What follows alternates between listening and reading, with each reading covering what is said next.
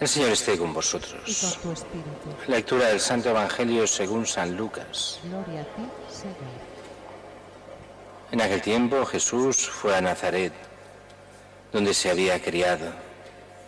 Entró en la sinagoga como era su costumbre los sábados y se puso en pie para hacer la lectura.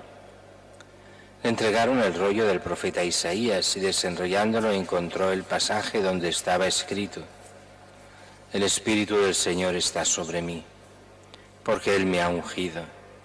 Me ha enviado a evangelizar a los pobres, a proclamar a los cautivos la libertad y a los ciegos la vista, a poner en libertad a los oprimidos, a proclamar el año de gracia del Señor. Y enrollando el rollo y devolviéndolo a los que le ayudaban, se sentó. Toda la sinagoga tenía los ojos clavados en él. Y él comenzó a decirles: Hoy se ha cumplido esta escritura que acabáis de oír. Y todos expresaban su aprobación y se admiraban de las palabras de gracia que salían de su boca. Y decían: ¿no es este el hijo de José? Pero Jesús les dijo: sin duda me diréis aquel refrán: médico, cúrate a ti mismo. Haz también aquí en tu pueblo lo que hemos oído que has hecho en Cafarnaúm. Y añadió: en verdad os digo que ningún profeta es aceptado en su pueblo.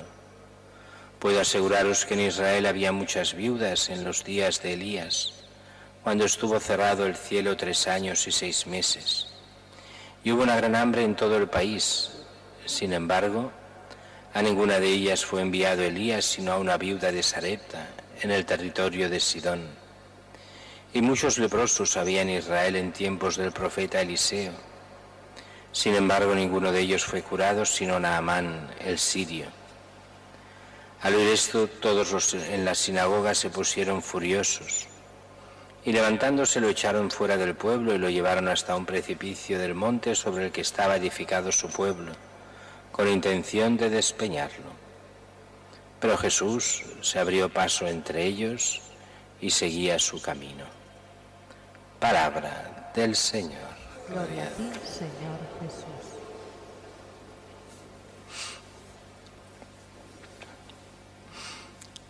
En las lecturas, en el Evangelio sobre todo, si os fijáis bien, hemos hecho un vuelco.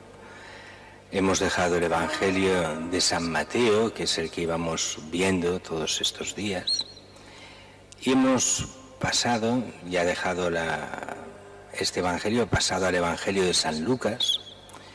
Y empezamos por la vida pública. Y lo iremos haciendo hasta que acabe este año litúrgico, hasta la fiesta de Cristo Rey, excepto las fiestas y otros que cogeremos otros evangelios. Pero aquí es el capítulo 4 de San Lucas, empieza esta vida pública, ya dejándose expresamente Lucas otras cosas. ¿Cómo sabemos que se ha dejado cosas en el tintero?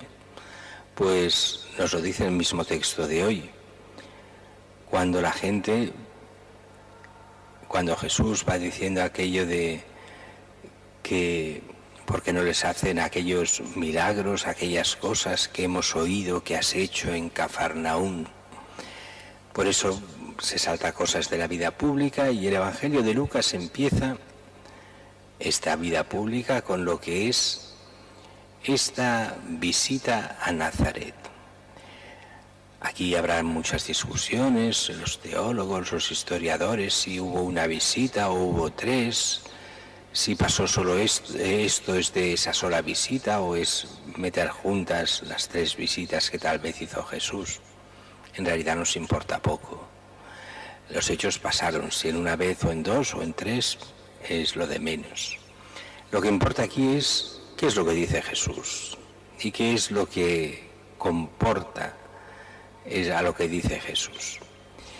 Y es Jesús que entra en la sinagoga. Jesús iba todos los sábados a la sinagoga. Jesús es conocido como un rabí, un maestro. Por eso el Evangelio nos dirá en otros lugares que Jesús tenía 30 años cuando empezó a predicar. No que tuviese 30 años, sino que es un poco como aquí cuando la gente se saca el carnet de conducir.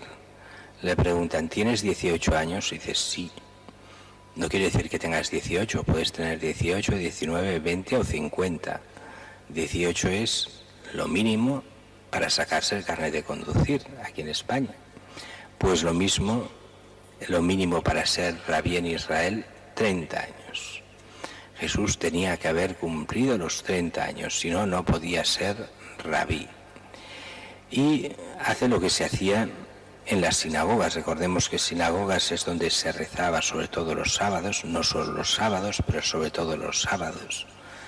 Era un lugar de culto, pero no era el templo. No había la presencia del Señor como en el templo. Y aquí se reunían los judíos devotos, sobre todo los sábados, y el sábado hacían esta gran oración. Jesús, como rabí, tiene derecho a interpretar y a leer las Escrituras. Así que se levanta, lee la Escritura. Si os fijáis, es lo mismo que hacemos en la Iglesia. La Escritura se lee de pie, aunque después veremos que hay un cambio. Y lee el profeta Isaías. Le entregan el rollo del profeta Isaías y se pone a leer las profecías sobre el Mesías. El Espíritu del Señor está sobre mí, Él me ha ungido. Recordemos que ungido es el Cristo, en griego, el Mesías, en hebreo, con lo cual está hablando del Mesías, del Cristo, el ungido. Me ha enviado a evangelizar a los pobres, a proclamar a los cautivos la libertad, a los ciegos la vista, a poner en libertad a los oprimidos, proclamar el año de gracia del Señor. Y seguro que Jesús dijo muchas más cosas. Bueno, esto es el texto. Devuelve el texto y entonces dice que se sienta. Las lecturas se hacían de pie, la explicación se hace sentado. Entonces, ¿por qué el cura está de pie? Pues porque mi autoridad no es la autoridad de Cristo. Y me explico. Cuando vayáis a la catedral, cuando viene el obispo, lo hace sentado. El obispo hace cátedra. Cátedra quiere decir silla. Se sienta. Se sienta porque tiene la autoridad de Cristo como sucesor de los apóstoles. Pero el sacerdote es solo colaborador del obispo. Sí, es sacerdote, tiene el orden sacerdotal, pero como colaborador del obispo.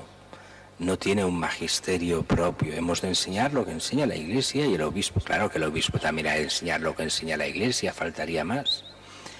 Pero él es, como tal, sucesor de los apóstoles, así que sienta cátedra. Él se sienta. Para entender que la autoridad del sacerdote está muy por debajo del obispo y que nuestro pastor propio de esta parroquia no es el párroco, sino el obispo, y que estamos bajo el obispo se sienta. El sacerdote dice las cosas de pie.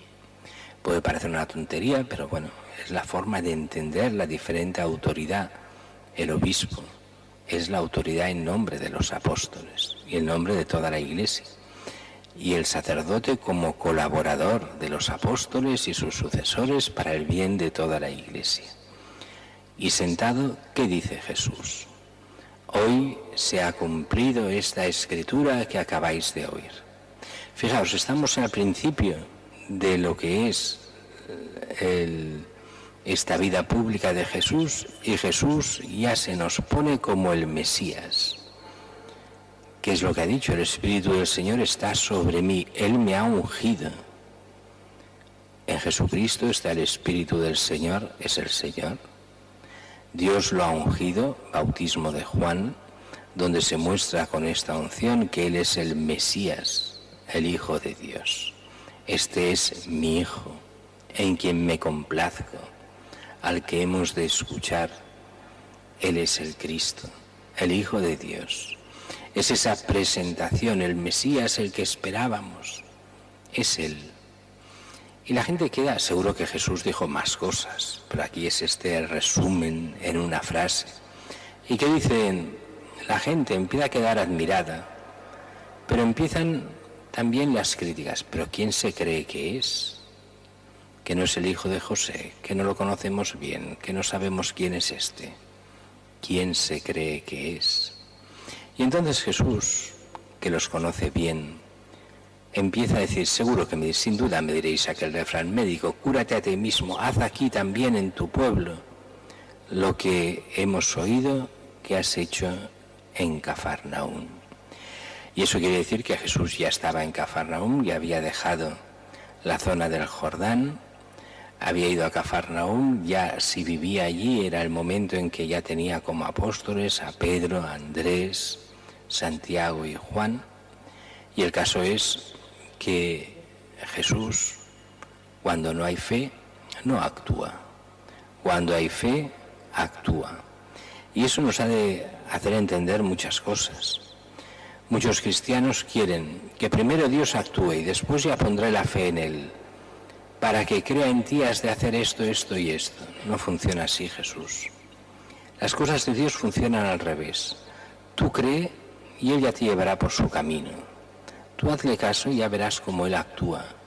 Pero si tú lo pones como haciendo un pacto extraño, yo te seguiré si tú me haces esto, como comprando al Señor, no funciona. Como no les funcionó a los de Nazaret, no entendieron nada. El seguimiento a Cristo ha de ser un seguimiento real, total, confiando realmente en Él. Y entonces sí, cuando se cree y confía, Él actúa. Muchas veces no como quisiéramos nosotros, pero va actuando y lo vamos viendo en nuestras vidas, como Él va haciendo de las suyas, como el sentido de la providencia funciona, no al gusto de los hombres, sino al gusto de Dios, pero es que ha de ser así. Es Dios el que ha de actuar como Él quiera y no como nosotros queremos tantas veces, que nos equivocamos y mucho. Iremos viendo de nuevo toda esta vida pública de Jesús, que nos ha de servir para ir acrecentando siempre nuestra fe, para ir viviendo día a día esta fe que ha de ser fuerte en Cristo Jesús y que nos va abriendo las puertas a la vida eterna.